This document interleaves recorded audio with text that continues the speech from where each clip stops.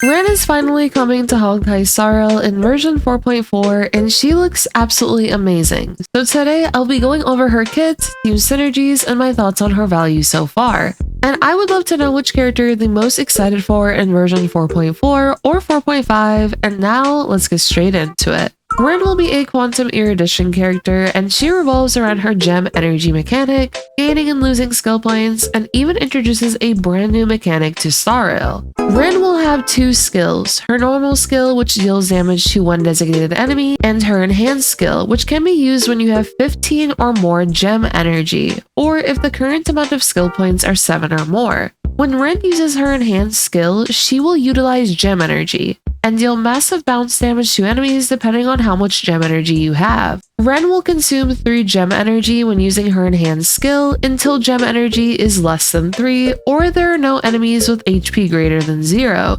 Additionally, when Rin uses her enhanced skill, if skill points are higher than 2, then she will consume skill points until there are only 2 points left, and she will immediately gain 2 points of gem energy for every skill point consumed. On top of this, through Rin's talent, for every 1 skill point consumed or recovered, Rin will gain 1 gem energy. So as an example, in the live stream, Rin had 15 gem energy, and there was 4 skill points. She consumed 2 skill points to reduce the amount of skill points down to 2, and this resulted in her gaining 6 gem energy total. She was able to gain 6 gem energy as she gains 2 gem energy for each skill point consumed when using her enhanced skill. So this resulted in 4 gem energy. And on top of this, her talent gave her 2 gem energy from those 2 skill points being consumed as well. Overall, Rin's enhanced skill is able to deal massive damage onto enemies and get stronger with the amount of gem energy she has. And you'll be able to gain gem energy for Rin whenever allies gain or consume skill points, using her ultimate, consuming skill points when using her enhanced skill, using her technique, and when entering combat. When it comes to Rin's ultimate, she'll deal damage to all enemies and immediately recover 1 skill point, as well as inflict a vulnerability debuff onto enemies. And as for the new mechanic Rin and Gilgamesh introduced to Star Rail, it'll be joint follow-up attacks. For Rin in particular, when Archer is using his skill to attack and there are 3 or fewer skill points remaining, or if his skill has been used 5 times in the circuit connection state, Rin and Archer will launch a joint follow-up attack onto all enemies and recover 4 skill points for all allies. This is huge for Archer as this allows you to continue his skill afterward if you haven't used 5 skills just yet.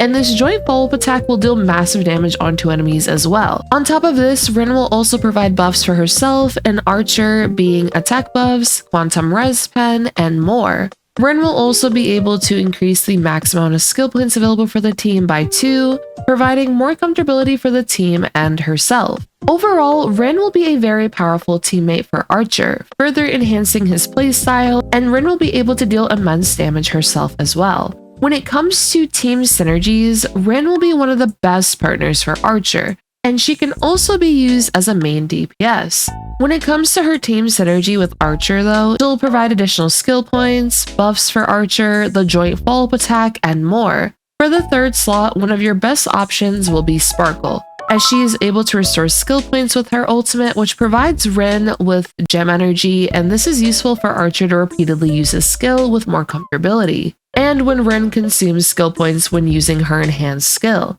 Sparkle will also provide valuable buffs, being 50% action advance, crit damage buffs, ult-type res pen, attack buffs. She can inflict vulnerability onto enemies with her kit, which will further increase the entire team's damage output, benefiting both Archer and Rin, and then of course the skill points to help with the skill point demand of the team. For the last slot, this can be a sustain of your choice, or if you wish to run a sustainless team, then another support to further amplify the team's damage output. For your sustain options, you can use Donghung PT, Huohuo for more attack and energy, and more. And when it comes to main DPS Rin, this would consist of her with 2 other supports and then a sustain of choice or another support if sustainless. Sparkle will also be a very nice choice here as she can help with buffing Rin, advancing her forward, providing her with more skill points for more gem energy and her enhanced skill, and of course the other buffs that Sparkle provides as well. A fun option though you can consider using alongside these 2 is Cerydra. as Cerydra will allow you to double skill with Rin's enhanced skill,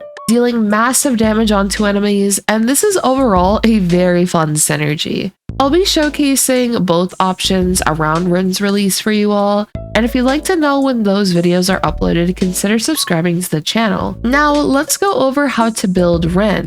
For her relic options, there's multiple sets that you can go with. I would recommend Genius of Brilliant Stars, you can use Scholar Loss and Erudition, and so on. For her main stats, I would recommend Crit Body, with a preference for crit rate to help her to get as close as possible to 100% crit rate within battle, as she'll be able to get crit damage within combat as well. For her boots, you can go with Speed or Attack Boots, Quantum or Attack Orb, and then Energy or Attack Rope. As for her planar options, you can go with some supportive sets if using her with Archer.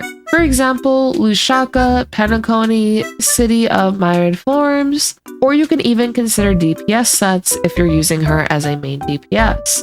For example, you can use Ruin Arena, you can use Sengoku at livestream if you do have a high amount of crit rate on her. When it comes to her light cone options, you can use her signature Flickering Stars, you can use Into the Enrichable Veil, Today's Another Peaceful Day, Eternal Calculus, The Day the Cosmos Fell, and so on. When it comes to Rin's value, for those who play Archer, I would highly recommend picking up Rin, as she is one of his best teammates. Rin will provide Archer with buffs, the joint follow-up attack, and she can deal considerable damage herself onto enemies as well. For those who don't have Archer just yet and do want him, he will be an option to pick up for free in version 4.4, as you can get a free Archer or free Gilgamesh. If you do have Sparkle or picked her up from the free 5-star selector earlier in 4.x, and you grab Huohuo from the Golden Companion shop, you can make a strong free-to-play friendly team by pulling Rin to use alongside Archer.